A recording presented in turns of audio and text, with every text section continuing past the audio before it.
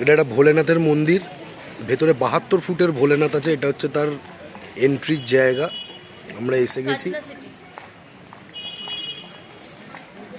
এখানে টিকিট দেওয়া হয়।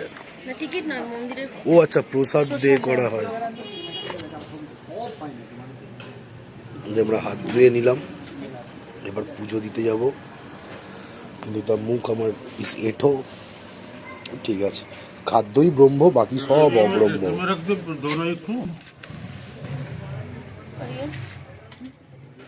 মন্দিরের ভেতরে প্রবেশ করতেই মনটা শান্ত হয়ে গেল।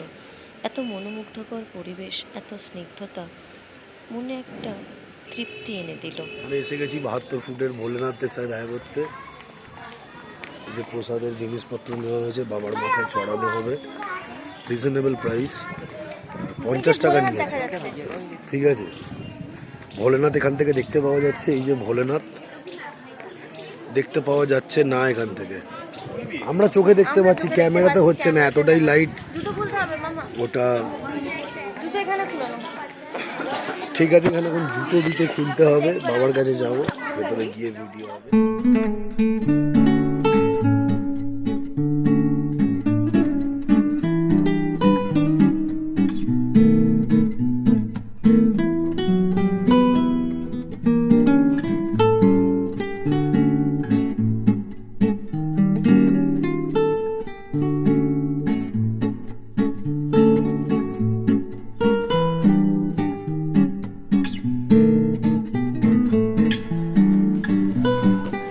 ভোলেনাথ 72 ফুটের, অনেক বড়, ক্যামেরাতে